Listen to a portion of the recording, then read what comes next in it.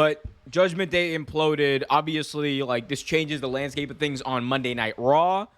What were your thoughts on the way we saw, like, almost methodically at SummerSlam, the way the Judgment Day kind of imploded? And look, now it's like set, like, new Judgment Day, Liv Morgan, Dom Mysterio, Carlito, JD McDonough, and Finn Balor.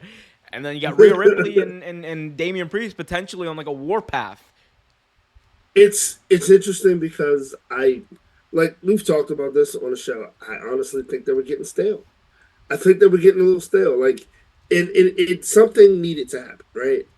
And last week on the show, I said I think Dominic Mysterio is going to turn on Rhea, and honestly, to me, that's the only thing that would have saved that match, and that is the only thing that saved that match. Like, the wrestling was great, by the way. The wrestling in the match was amazing. But if you're talking about for a storyline standpoint, that saved the match. It completely saved the match because they didn't build it up well enough for it to be a, a pivotal point of story point. Like, dude, no one even knew they were wrestling until like maybe a week ago. Like I did not know that this title match was happening until Omer told me. I was like, "It is? Well, I'll be damned." Yeah, they were on that Tony Khan Dynamite booking of 2023, where it's just like, and tomorrow night we have Kenny Omega versus MJF for the AEW World Championship for the first time ever. I was like, oh no, they blew it. But I mean, look, you mentioned stories. This was a storyline driven show, and It was. It really was. it was crazy. Like, and I think, like, the Judgment Day, like, again, we can talk about, like, criticisms and things like that, but for the most part, like, they have been one of the most consistent things on WWE TV over the last year. I think that the way they systematically, like, broke it down throughout the night was amazing. Finn Balor's turn, like, him with that snarl, was just perfect. And then Dominic Mysterio, like, I don't think there's ever been someone as Oh, well my fault. well booked, like, as a heel to come into the company like Dominic Mysterio. Like, it is nuts because, like, the amount of heat he's getting is unreal just on a regular basis, and after SummerSlam it's like through the roof. They're somehow booing him more, Trevor. And I didn't think that was possible. Like, like this man gets booed more than Bobby the Brain Heenan used to when he was hot. Like, and that's a lot.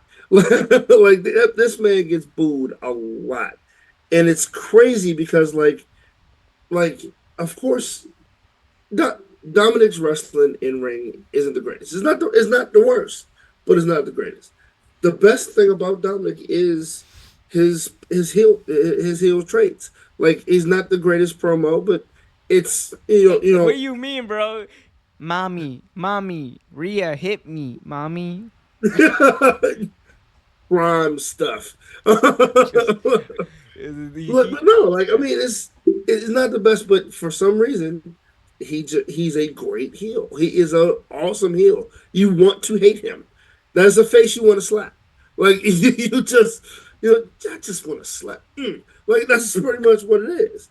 Like, but no, like in doing what he did on Saturday, not only made him a killer heel, it live as well, made Rhea a massive face. And the same thing with Damian Priest. Damian Priest is for the first time in a long time an actual face. He was always a tweener, but he's an actual face now. I thought about this while the match was happening, but this was Damian Priest's, like, true, like, star making moment. Yep. I Yep. When I go back and, like, think about, like, what was the moment that made Damian Priest into, like, a main eventer, like, I'm not really gonna think about the cashing in at Money in the Bank at WrestleMania. I'm going to think about SummerSlam 2024. This match against Gunther was, like, on top of being a fantastic wrestling match, it positioned Damian Priest like a champion, and he was the Yep. focus. And that has been the big criticism of Damian Priest throughout his title runs. Like he's almost playing like second, third fiddle to like other things that are happening, right? Right, right. But he was the focus here, and it proved the the hypothesis. It proved everyone's hopes right, like that he is that star. Oh, I totally agree. I completely agree. Like Damian Priest to me proved that this. I mean, you haven't seen it yet, but proved that he might not need a belt to be as big. It be that big.